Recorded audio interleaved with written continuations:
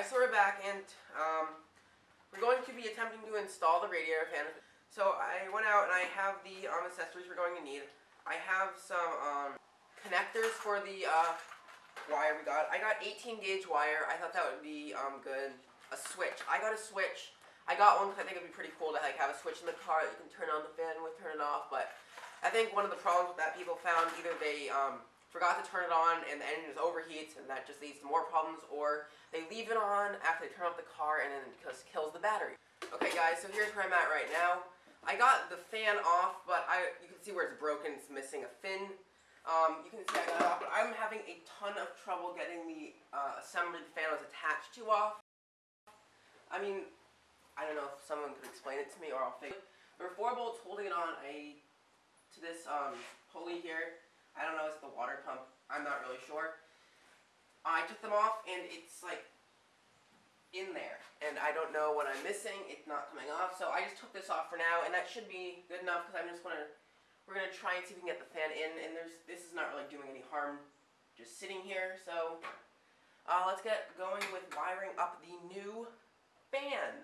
So what we're gonna be doing for the fan to hook it up, we're gonna be using this switch, which I just picked up at a local hardware store for about $6. Probably get a lot cheaper online, but I just wanted it now. We have these clamp type things, which we're going to be using on the wires to hold stuff together. So I get that, and of course our 18 gauge wire, which we're going to be running from the battery to the cabin where we're going to have our switch, and then out to the radiator fan and everything in between. Alright, so now we get to do the fun part. We're going to be putting the fan onto the radiator. I just want to do this, something new, I don't know. And it's got to be done anyway, and it'll be just a little bit more helpful when we're mocking up our wiring. Instead of using zip ties, which I was originally planning on doing, came with these things, which you put these little attachments on the bottom and they slide through, and I guess that's what you do. We're going to see how those work.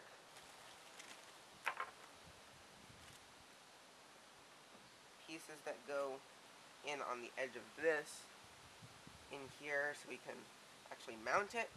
So we're just going to throw those in. Alright, so now that we got these in, we're going to bring the radiator over and see if we can throw that in and see what it's going to look like. Now a classic mistake I would make would be putting the radiator fan on the wrong side. So yeah, this is how it's supposed to be.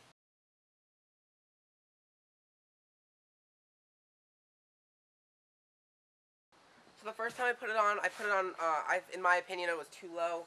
So I just took it off and moved it up a little bit, maybe a few centimeters around. So I'm just going to take these little back pieces. So, 1,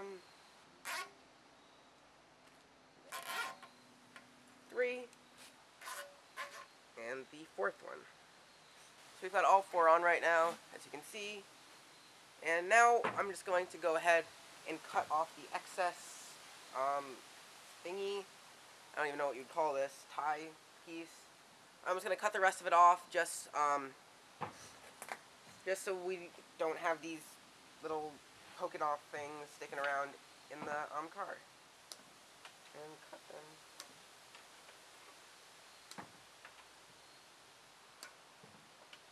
them.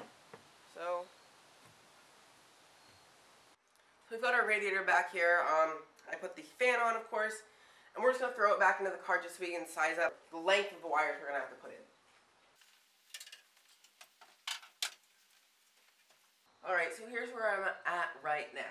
I have this wire, of course, which has to end up, at the end of the day, it's got to be in the cabin, because the switch I'm using is obviously going to go in the cabin with me. And the radiator fan is up in the engine bay, of course. Now, originally, I thought there would be room to throw it in, maybe with the wiring harness through the firewall, but I was looking, I can't find anywhere to do it. I was looking online, and they said there's pretty much nowhere you can do it.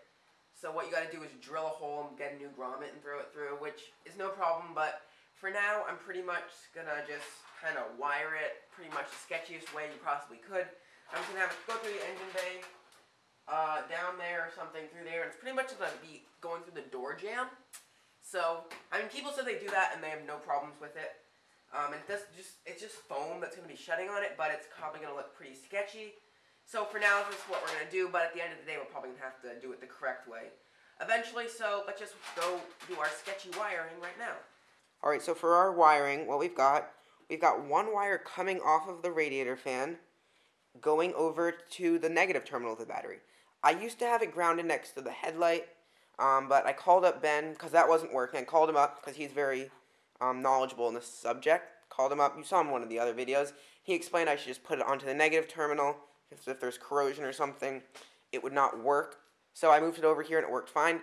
So that's what we got for our negative, or the ground, from there. And then from the fan, we've got another wire, which is our power, which goes from the radiator fan underneath through the engine up here, and this is where it's a little bit strange. As I said before, I didn't have the correct grommet. I couldn't get it to go through the firewall, so it's just kind of hanging out here. I mean, you can't see it. It doesn't look that bad.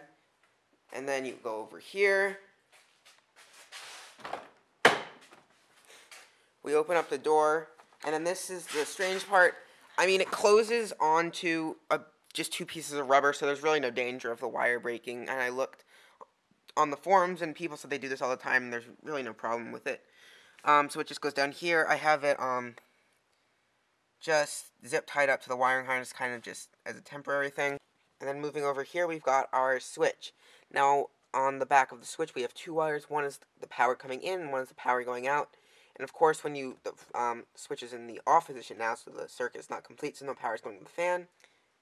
If I were to switch it to the on position, you can hear the fan turned on, turn it back off, and so that's what we do. And then, of course, we have two wires here. One of them is the power coming in, and one of them is leaving. And of course, back up here, it just comes back the same way, under there, and then the wire goes into the positive terminal. And then we turn the fan on, we get power. Alrighty guys, so for the radiator fan, I'm just going to prove that it works to you guys. I labeled it. You can see how neat my handwriting is. So up, that's going to be on, and that's going to be off. So I'm just going to flip the switch. And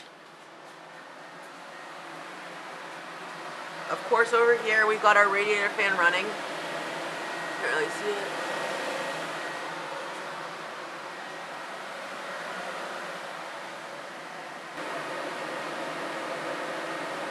If you guys did enjoy this video, make sure to like, comment, and subscribe, and share this video with their friends if they might be interested in this kind of thing, because I really appreciate the support. It's very helpful. Thank you guys for watching, and I will see you next time.